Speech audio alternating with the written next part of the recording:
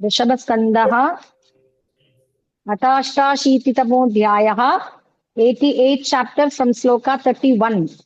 श्रीशुक उवाच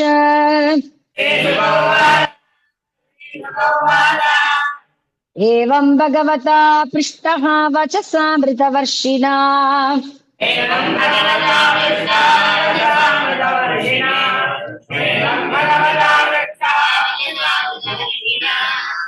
कथक्लमो ब्रवीतस्मै यथा पूर्वमनुष्ठितम्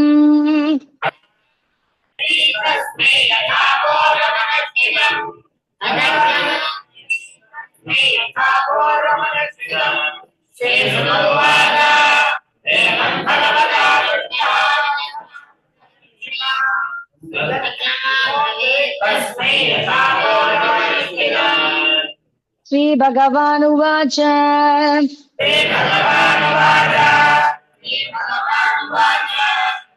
एवं चेतर्हि तद्वाक्यं न वयं श्रद्धधीमहि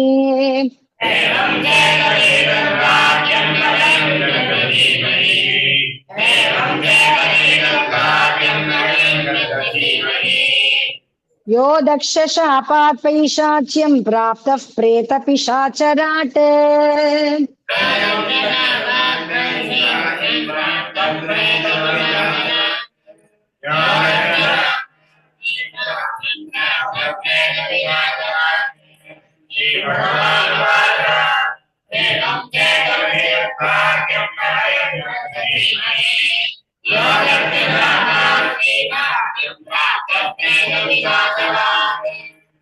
यदि वस्तत्र विश्रम्भो दानवेन्द्र जगद्गुरौ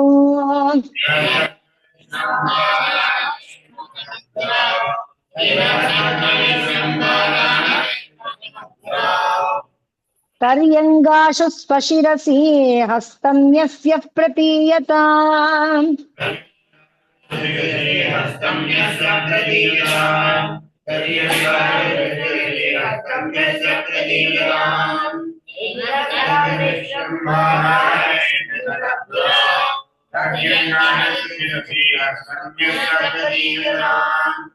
यदि असत्यं वचः शम्भोः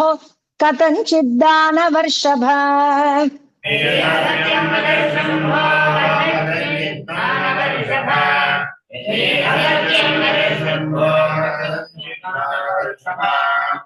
तदैनं जह्य सत्वाचं न यद्वक्तामृतं पुनः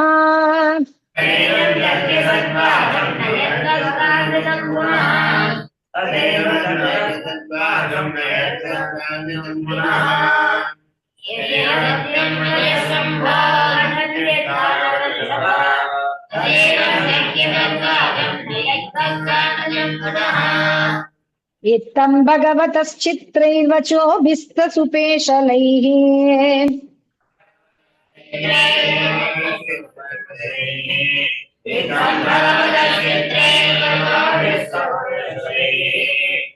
भिन्नधी विस्मृतः शीर्ष्णि स्वहस्तं कुमतिर्व्यधात्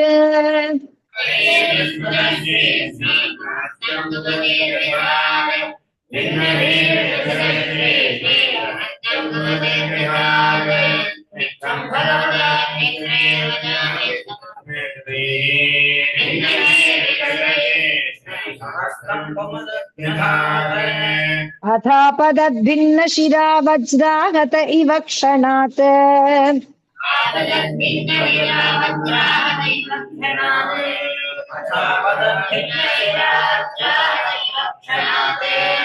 जय शब्दो नमः शब्दः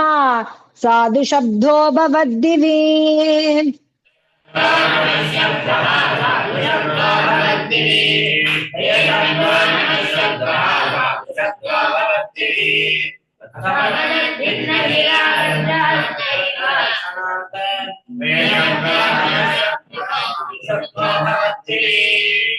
मुमुचुः पुष्पवर्षाणि हते पापे वृकासुरे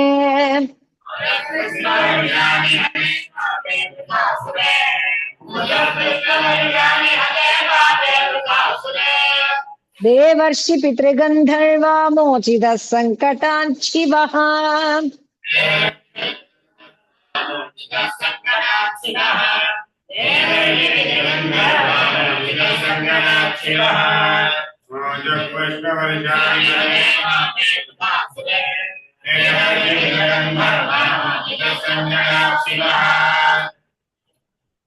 मुक्तं गिरिशमभ्याह भगवान् पुरुषोत्तमः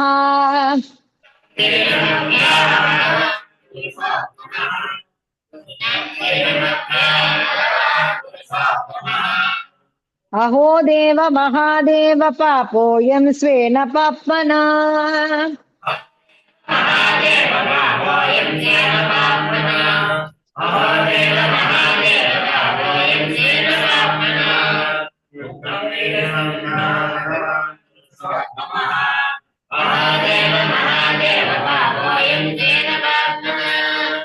अतः को नु महत्स्वीश जन्तुर्वै कृतकिल्बिषः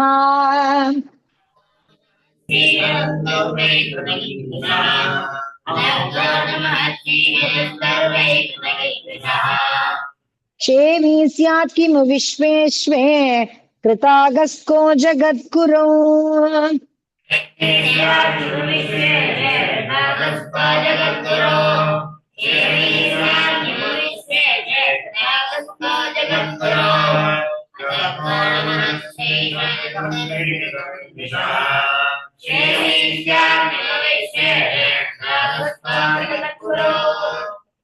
य एवम् अव्याकृतशक्त्युदन्वतः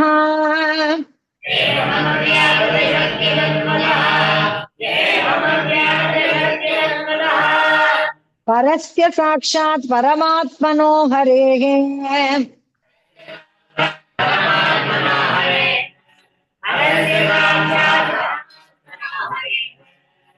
गिरित्रमोक्षं कथये शृणोति वा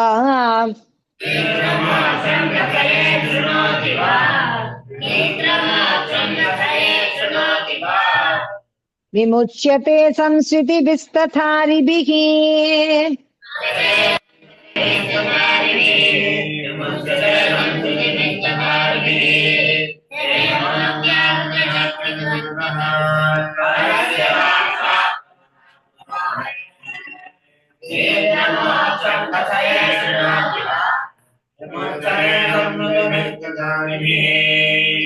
इति श्रीमद्भागवते महापुराणे पारमहंस्यां संहितायां दशमस्कन्धे